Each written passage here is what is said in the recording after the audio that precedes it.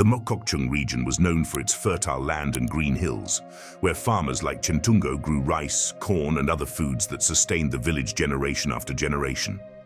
The cycle of the seasons and the regularity of the rains had blessed the community, which lived off the land, relying on its generosity to feed their families and their animals.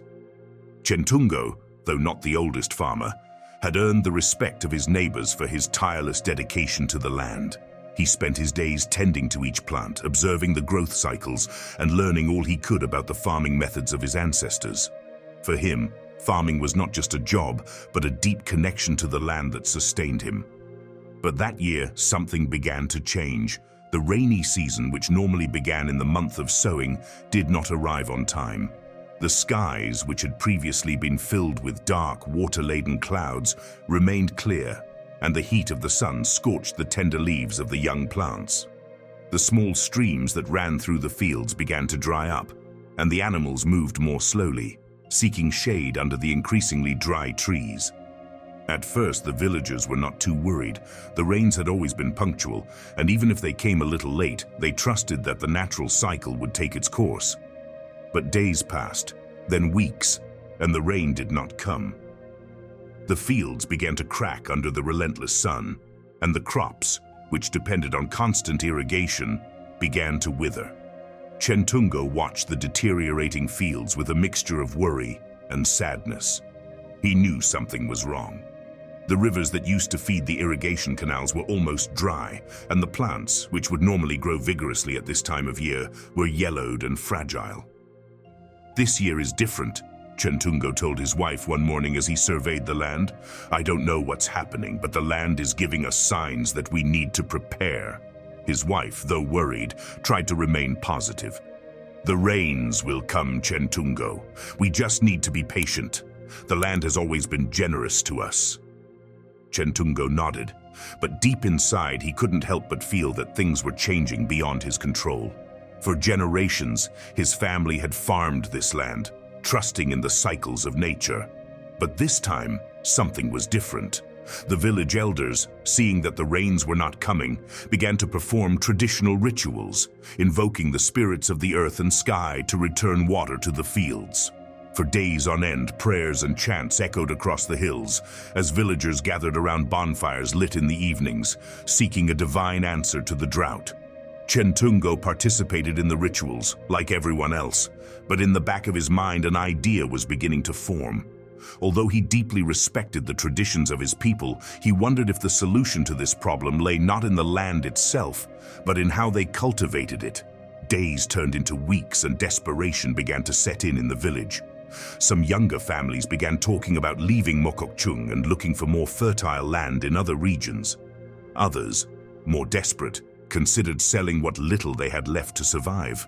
But Chentungo was not ready to give up.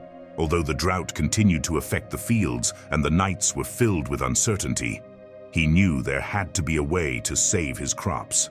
He believed that if he could better understand the land and farming methods, they could find a solution that would allow the village to survive this difficult period. One afternoon, as he walked alone through his dry, cracked fields, Chentungo made a decision. He knew he couldn't rely solely on rituals and prayers.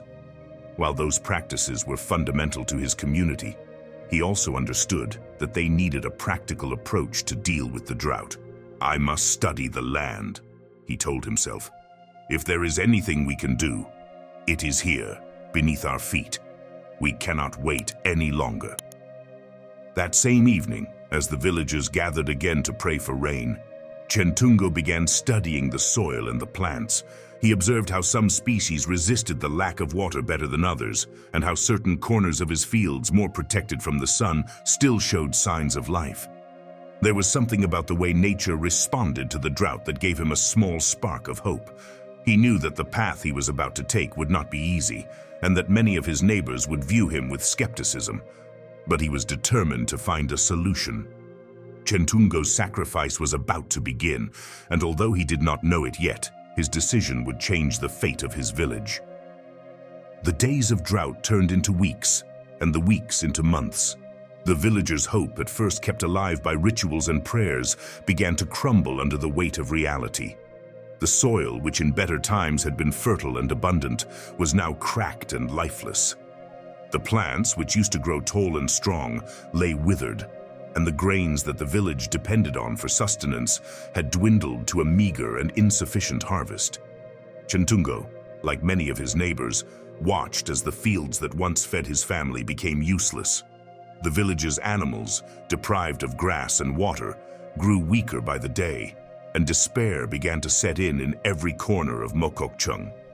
The villagers, increasingly frightened, looked for answers in the supernatural forces that had always guided their destiny. The elders, guardians of the village traditions, intensified the rituals, praying to the rain spirits and the gods of the earth. The villagers gathered around the sacred fires, singing and dancing under the scorching sun, in a desperate attempt to change their fate. However, the clouds still did not appear, and the sun continued to punish the fields mercilessly. Chentungo participated in the rituals with respect, but in his heart he felt that prayers alone would not be enough. While the others placed all their faith in invisible forces, he continued to observe the earth with restless eyes. He knew that he could not afford to wait for the rain to come on its own. If they did not act soon, the village risked facing a devastating famine. One morning, as the villagers gathered in the square to listen to the elders speak of the prayers and sacrifices needed to appease the spirits, Chentungo decided to take a different route. Instead of staying with the group, he headed out to his fields alone. The air was dry and heavy, and the silence was eerie. Every step he took on the dusty earth reminded him of the urgency of the situation. Chentungo knelt on the ground, slowly digging his hands into the cracked earth. He examined it closely, searching for some sign, something that might tell him why the drought was affecting his crops so severely. There was something about the way some plants' roots behaved, how some species resisted the heat better, that gave him an idea. If the hardier native plants can survive, maybe we can learn something from them, he thought. That same afternoon, Chentungo headed into the nearby mountains, where vegetation was still struggling to survive despite the drought. He climbed steep trails and observed vegetation in higher areas where plants seemed less affected by the lack of rain. The leaves were thicker, the roots deeper, and some plants even seemed to accumulate what little moisture they managed to capture from the air. As he walked through the hills, an idea began to form in his mind. Traditional farming techniques had worked for years, but perhaps they weren't optimized for times of severe drought like this. Perhaps there was something more they could do, some way to modify the farming method to make better use of limited resources. That evening, Chentungo began to experiment. He divided his fields into small sections and tried different ways to protect the plants from the scorching sun. He covered some plants with layers of straw to keep moisture in the soil, while in other areas, he began digging trenches to capture the little dew water that formed during the cold nights. As he worked, his mind raced to find new ways to adapt what he had observed in the mountains to the conditions in his fields. Meanwhile, tension in the village continued to mount. Some families began to consider leaving Mokokchung. The drought had lasted too long, and the despair of not knowing when the next rain would come was unbearable. The elders continued to perform ever more elaborate rituals, but people's faith weakened along with their bodies. Chentungo's neighbors watched his behavior with bewilderment. Instead of devoting his time to sacred rituals, they saw him working tirelessly in his fields, experimenting with methods no one had ever tried before. Some began to murmur that Chentungo was defying the spirits by not participating fully in the rituals. Others, more practical, simply considered him a fool for not accepting the reality of the drought. "What do you think you're doing, Chentungo?" asked one of his neighbors, an older man named Tumang, who had been a friend of his family for years. "You can't change what the gods have decided. You can't force the earth to bear fruit when it's cursed."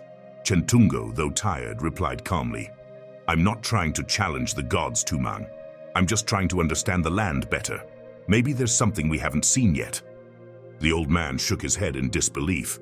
"You are a good man, Chentungo, but you are wasting your time. The drought will not be cured by your experiments. Only the gods can bring rain." Despite the doubts of others, Chentungo forged ahead. Although physically exhausted and emotionally burdened by the criticism of his neighbors, something inside him told him that he must keep trying. The sacrifice he was making, turning away from the prevailing beliefs, working day and night in his fields, was necessary if he was to give his people a chance to survive. Several more weeks passed without rain, but little by little, Chentungo began to notice small changes in his experimental field. Some of the straw-covered plants seemed to withstand the heat better, and the trenches he had dug were beginning to retain a little moisture overnight. It wasn't much, but it was a ray of hope. Chentungo didn't share his findings right away. He knew that the villagers still viewed him with skepticism and that any small success could be dismissed as mere luck. But deep inside, something told him that he was on the right track. If he could perfect his technique, perhaps there would be a way to save not only his own crop, but that of the entire village. The pressure on Mokokchung village increased with each passing day without rain. Food reserves were beginning to run low, and families were forced to ration what little was left. While some continued to participate in traditional rituals in the hope that prayers would bring rain, others, desperate, began making plans to leave their homes in search of new, more fertile land. Chentungo, watching his people suffer, felt the weight of responsibility on his shoulders more and more. He knew he could not rely on rituals alone, and although he respected the village traditions, he felt an urgency that drove him to act differently. If they did not find a practical solution, Mokokchung risked disappearing. One morning, as Chentungo worked in his experimental fields, his wife, Linara, came to him. The concern in her eyes reflected what many in the village felt. The past few months had been difficult for his family. While the other villagers participated in collective ceremonies, Chentungo isolated himself in his studies and his tireless work in the fields. "Chentungo," Linara said quietly, "I'm worried about you and our family. The neighbors don't understand what you're doing. Some think challenging higher powers is dangerous." Chentungo paused, looking up from the cracked ground. He knew his wife was right. The isolation, the murmurs of his neighbors, and the burden of being seen as someone who did not follow the path of the majority weighed heavily on him. "I know, Linara," he replied in a tired but determined tone. "But if we don't do something different, this drought will destroy everything we know. I can't just sit there waiting for things to change on their own." Linara looked at him sadly. Although she understood her husband's determination, she also knew that the community was beginning to distance itself from him. Still, she decided to support him, even though her heart was divided between love for her husband and fear of what he was doing. "I just want you to know that we're here for you," she said softly. "Even if others don't understand, we're here for you." Chentungo nodded, grateful for his wife's support. He knew it wouldn't be easy, but he also knew he couldn't give up. He decided he had to go beyond traditional methods. He had to study the land more deeply, understand the hidden cycles and patterns that hadn't been explored before. With renewed determination, Chentungo made a decision that would change the course of his life and that of his village. He would travel beyond the boundaries of Mokokchung in search of knowledge about new farming techniques. He knew that there were villages in the region that were also suffering from the effects of the drought, but he had heard rumors that some places had developed innovative ways of coping with these problems. Although the idea of leaving his village even for a short time made him uneasy, Chentungo was convinced that he had to do it. He was not just looking to save his own crop, but the lives of his entire community. Before leaving, he met with the village elders to explain his decision. It was a tense meeting. The elders, guardians of traditions, looked at him with a mixture of skepticism and disapproval. "Chentungo," one of the elders began, "we know your intention is noble, but why do you think you can find answers where we have not found them? The gods have been our guides for generations. We should not stray from their paths." Chentungo, respectful but firm in his conviction, replied, "I don't want to disobey the gods or our traditions, but I also believe that the land has its own secrets, and if we can understand it better, we can survive. I'm not asking us to give up our beliefs, just to find other ways to take care of what we have left." The elders looked at each other in silence. Finally, one of them spoke. "If you decide to leave Chentungo, do so carefully. Not everyone will agree with what you are doing, but we hope that if you return, you will bring something that will help us." And so, with his heart full of uncertainty but his mind clear on his purpose, Chentungo set out for other villages in search of answers that could save his community. During his trip, Chentungo visited several villages, some in worse shape than Mokokchung, and others that, while also suffering from the effects of drought, seemed to have found ways to adapt. In each place, Chentungo watched, asked, and learned. There were villages where farmers had begun experimenting with more drought-resistant plants, and others that had found ways to improve water retention in their fields. In a village to the north, Chentungo met an elderly farmer named Seitan, who had developed a technique of terraced farming. This method allowed water to slowly filter through the layers of soil, maximizing the use of what little moisture they managed to retain. Although it was not a permanent solution, Seitan had managed to obtain small harvests, enough to keep his village alive. "We suffered from drought too," Seitan explained, "but we learned to listen to the land differently. You can't force it to give you what it doesn't have, but you can adapt to its needs." Chentungo took note of every detail, every technique, and every observation. He knew he had to adapt what he had learned to the specific conditions of Mokokchung. But something about these techniques gave him hope. After several weeks of travel, Chentungo returned to his village with a renewed sense of purpose.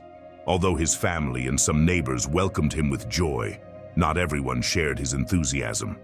For many, his departure had been seen as a sign of despair, a departure from the traditions that had always guided the village. Chentungo, however, was determined to apply what he had learned. He began reorganizing his fields, creating terraces, and digging deeper ditches to retain what little water could accumulate. He experimented with hardier plants, like those he had seen in northern villages, and continued to cover his crops with straw to protect the soil from the sun. The locals viewed him with skepticism, and some accused him of defying supernatural forces by trying to solve the drought with human techniques. But Chentungo, firm in his conviction, forged ahead. His personal sacrifice was not only physical but also emotional. He had risked his reputation, his position in the community, and perhaps even his family. He knew that if he failed, he would not only lose his harvest, but also the trust of those he loved most. But deep down, Chentungo was willing to take that risk. He believed that if he could prove that practical knowledge could complement traditional beliefs, there might be a chance for the village to survive. The days after Chentungo returned to Mokokchung village were the most difficult he had ever faced. Although he had returned with new ideas and techniques learned from his journey, distrust in the community continued to grow. Elders and some villagers, clinging to the traditions and beliefs that had guided their people for generations, saw in Chentungo a man who, in his search for solutions, was straying dangerously far from the path they considered sacred. As Chentungo began to apply what he had learned in his fields, opposition in the village intensified. Although his family supported him, some neighbors viewed him with skepticism and even resentment. For many, his obsessive dedication to working the land in a different way was a sign that he had lost faith in the gods and traditions that had served them for generations. Chentungo, however, was steadfast in his resolve. From dawn to dusk, he worked in the fields, rearranging terraces, covering the soil with straw, and adapting the techniques he had learned during his journey. His approach was simple: make the most of what little moisture remained in the soil and protect the plants from the most destructive effects of the drought. He knew it was a risk, but he also knew that if he did nothing, his village would fall into hunger and abandonment. Over time, Chentungo's stance began to create tensions not only with his neighbors, but also within his own family. His wife, Linara, who had supported him from the beginning, was beginning to feel the weight of the situation. Rumors in the village intensified, and some even began to suggest that the crop failure was a punishment for Chentungo's actions, for having defied the will of the gods. "Chentungo, people are talking," Linara said one night, concern in her eyes. "Some say your experiments are causing the gods to punish us more. They don't believe it, but they are afraid, and that fear is turning them against us." Chentungo, exhausted after another day of work in the sun, sat next to his wife. He knew that the isolation was taking its toll on his family. Although Linara did not tell him everything, he could see the growing distance between his family and the other villagers. The children in the village no longer played with his children, and visits from neighbors, once frequent, had become rare. "I know, Linara," Chentungo replied, a mix of tiredness and determination in his voice. "But I can't stop now. If we don't find a way to make this land work, there will be no future for us here. We've already seen how many have abandoned the village. I don't want us to have to, too." Linara nodded, her concern still present. She knew her husband was doing this for the good of everyone, but she feared the price they were paying was too high. The sacrifice Chentungo was making was not only physical, but emotional and social as well. And although he would not openly admit it, the isolation from the community was beginning to affect him deeply. Despite growing opposition from some villagers, Chentungo pressed ahead with his plan. Little by little, the first signs of success began to appear. In his experimental fields, some of the hardier plants began to sprout more vigorously, taking advantage of the moisture retention techniques he had implemented. The trenches and terraces he had dug helped concentrate the little water available, allowing the soil to maintain some life in the midst of the drought. One morning, checking one of the areas where he had planted more drought-adapted crops, Chentungo noticed something he hadn't seen in months. Green shoots were beginning to poke through the dry soil. Although it was a small sign, it was enough to give him hope. The method was working, albeit on a small scale. If he could improve his techniques and scale them up, perhaps there would be a chance to save more of the crop. With renewed energy, Chentungo redoubled his efforts. He knew he couldn't fail now, not after seeing those first signs of success. He worked day and night, ignoring the pain in his hands, the exhaustion in his body, and the skeptical glances of those around him. But not everyone in the village shared his hope. Some villagers, seeing the sprouts in their fields, began to murmur that Chentungo was defying the gods by trying to manipulate nature. To them, the drought was a divine test, a sign that they should show more devotion, not seek human solutions. One day, while Chentungo was working in his field, a group of villagers approached him. Among them was Tumang, the older man who had been his friend and neighbor for years. "Chentungo," said Tumang, his tone stern, "we know you are trying to help, but what you are doing is not right. The gods are punishing us, and it is not your job to try to change what they have decided." Chentungo, though exhausted, looked up at them. "I'm not trying to challenge the gods, Tumang. I'm just trying to understand the land. If we don't do something, we'll lose everything we have. We've already lost too much." Tumang shook his head. "You are a good man, Chentungo, but you are taking the wrong path. You should join us in the ceremonies. Perhaps then the gods will show us mercy." Chentungo watched the villagers for a long moment. He knew he couldn't convince them of his point of view, but he also knew he couldn't stop now. His success, however small, was a sign that there was a chance to save his crops, even if it meant facing the incomprehension of his own people. As the drought dragged on, Chentungo's personal sacrifice became more evident. His body was beginning to show signs of wear and tear. His hands were calloused and sore. His back bent from long hours in the sun, and sleepless nights had left deep marks under his eyes. Yet his mind remained focused on his goal. The days passed, and although the sprouts in his fields continued to slowly grow, the drought continued to severely affect the rest of the village. The villagers saw their own crops dying, and some began to abandon their homes in search of new land. But Chentungo continued on, unyielding, convinced that his sacrifice would be worth it in the end. "I may not be able to save everyone," he thought as he worked in the sweltering heat. "But if I can save some of the harvest, there will be hope for the future." As the drought dragged on with no end in sight, tensions in Mokokchung rose. Every day, more families left their homes in search of places where rain still fell, even if it was rumored from faraway lands. Those who remained exhausted and demoralized viewed Chentungo with a mix of suspicion and resentment. Although some were beginning to notice the green shoots in their fields, many still believed his approach was a threat to the village's traditions. In the center of the village square, a group of elders and spiritual leaders gathered to discuss the situation. Rituals and prayers continued without success, and the patience of the community was reaching its limit. Desperate times call for unwavering faith, said one of the elders, Gonle, pounding the ground with his staff. The gods are testing us. They need to see that we remain faithful to their teachings. What about Chentungo? Asked Tumang, who had been one of the most critical of the farmer. He is taking the village down a different path, a path that does not include the gods or our traditions. Gonle nodded. What Chentungo is doing is worrying many of us. His insistence on trying to change the way we farm, on relying only on the land, may be taking away the blessings we need. Despite the growing disapproval, there were voices defending Chentungo.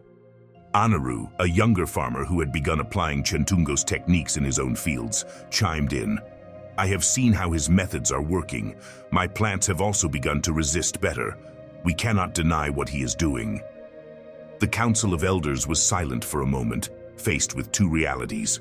On the one hand, the need to maintain traditions, and on the other, the results that Chentungo was achieving, however limited. But the more conservative ones feared that Chentungo's success would undermine the power of their beliefs. We will have to speak to him directly, Gonle finally said. We cannot allow the village to be divided. If he continues on his path, he could break the balance we have maintained for generations. That same afternoon, a group of old men came to Chentungo's fields where he was working tirelessly in the sun. The little green shoots were beginning to grow taller, but Chentungo's exhaustion was evident. His clothes were dirty, his hands cracked, and his face marked by the effort. Chentungo, Gonle said as he approached, we have come to talk to you. Chentungo, already expecting some sort of confrontation, slowly stood up, wiping his hands on his clothes. What is it about, Gonle? The old man looked at him sternly, though there was a trace of weariness in his voice. We know you're trying to help the village. We do not deny that some of your fields have shown signs of life. But what you are doing is not the right path. The gods are furious, and every day that passes without us showing them our devotion, the drought grows longer. I respect our beliefs, Chentungo replied calmly. But I have seen that the land can give us what we need if we treat it differently. I am not asking us to abandon our traditions, but we must also adapt. If we don't, we will starve. Gonle frowned. It's not just hunger that worries us, Chentungo. It's the division you're creating in the village. Many no longer trust your methods.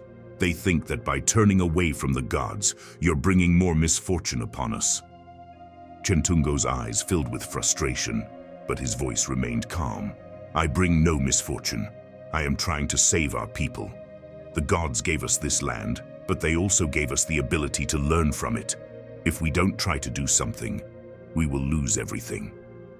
Gonle looked at him for a long moment, then turned to the other elders. Some seemed hesitant, but others were clearly on Gonle's side. So what do you suggest, Chentungo? Gonle finally asked. What do you propose to save this village? Taking a deep breath, Chentungo explained what he had learned on his trip. He talked about water retention techniques, hardy plants, and how terraces and ditches could maximize what little moisture was left in the soil.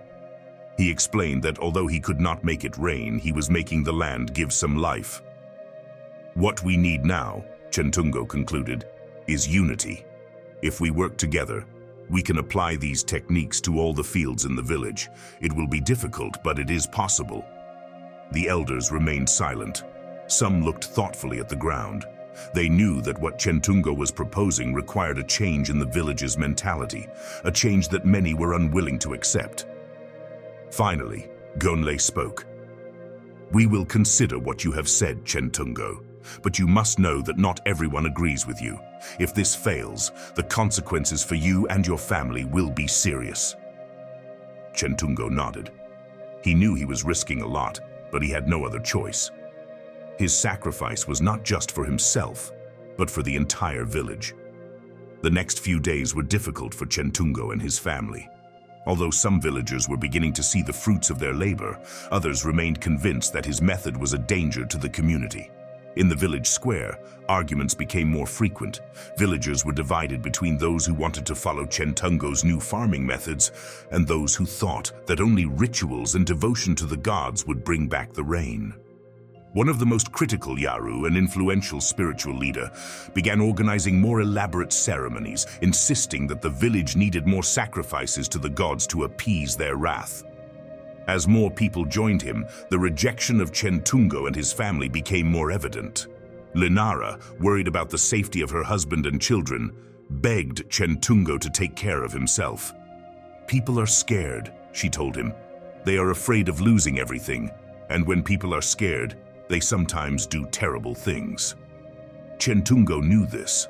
Despite the signs of success in his fields, he understood that not everyone was ready to accept change.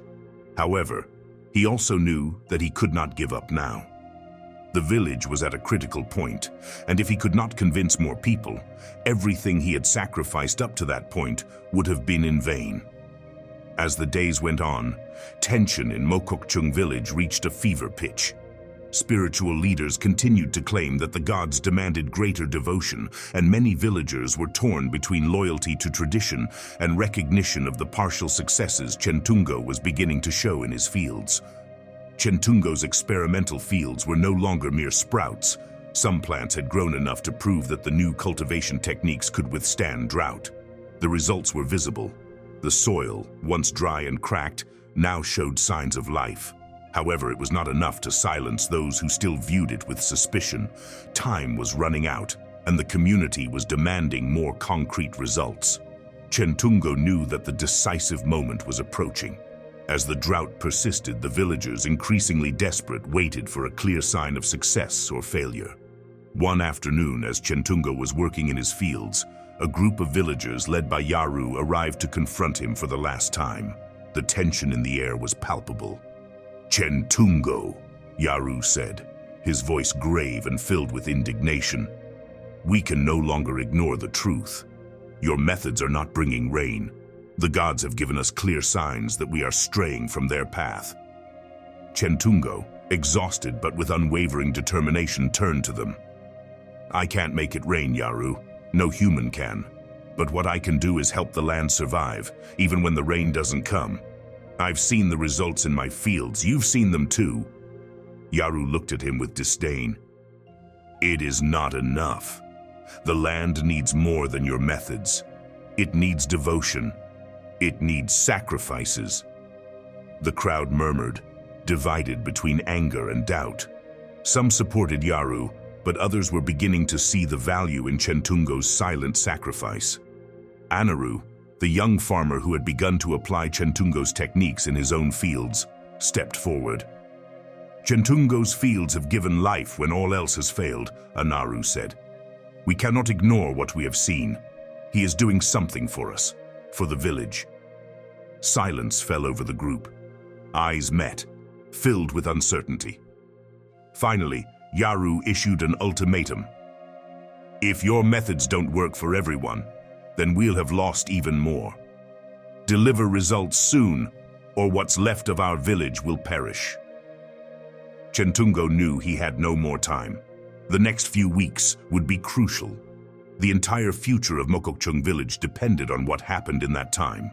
With Yaru's ultimatum ringing in his ears, Chentungo threw himself into his work like never before. It was not just a matter of saving his reputation, but of ensuring the survival of his family, his neighbors, and the entire once thriving community. Weeks passed, and finally, something unexpected happened. The plants in Chentungo's and Anaru's fields had grown enough to offer a small harvest, one that could make the difference between life and death for the village. When the villagers saw the first signs of success, something changed in the air. Distrustful glances at Chentungo turned to surprise, then to admiration. Chentungo had proven that his sacrifice had not been in vain. The elders, who had been skeptical for so long, called a meeting in the village square. Gonle, the leading elder, stood up to speak in front of everyone. "Chentungo," he began, his voice solemn but softer than before, "we have seen what you have done.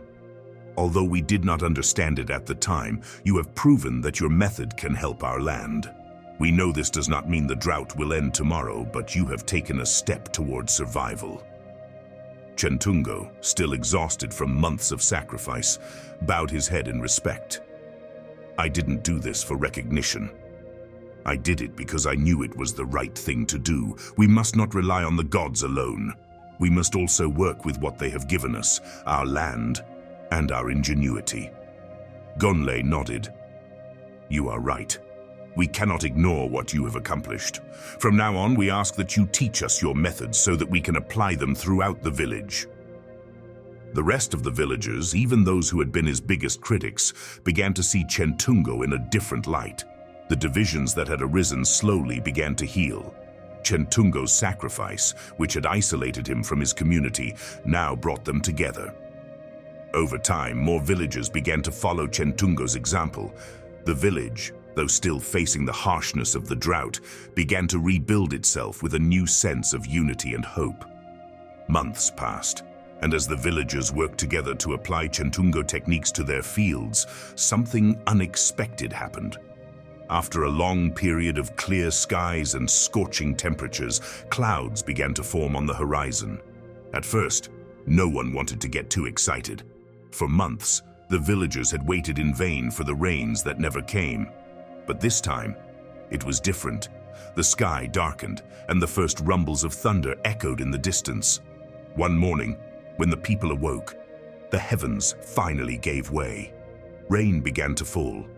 Not a light drizzle, but a heavy storm that soaked the parched earth and brought life back to the rivers and streams that had been dry for so long. Villagers came out of their homes raising their hands to the sky in gratitude and relief. The drought was finally over. Chentungo watched the rain from the doorway of his house, feeling a mixture of relief and satisfaction. Although the arrival of the rain brought with it a renewed sense of hope, he knew that what he had achieved through his hard work and dedication was equally important. His sacrifice had helped the village survive the worst of the drought, and although nature now provided its blessing, Mokokchung had learned a valuable lesson. As the years passed, Mokokchung village regained its prosperity. The story of the drought, Chentungo's sacrifice, and the eventual arrival of rain became part of the community's legacy. Children grew up hearing the stories of how one man, through his ingenuity, hard work, and dedication to the land, had helped save his people from extinction. Chentungo, though older, continued to work in the fields, teaching young farmers the techniques he had developed during those harsh years of drought. His life had become a symbol of perseverance and sacrifice, and although he had never sought to be a hero, what he had done for his community had made him one. One afternoon, as he rested under a tree, looking out over the green fields full of life, Chentungo smiled.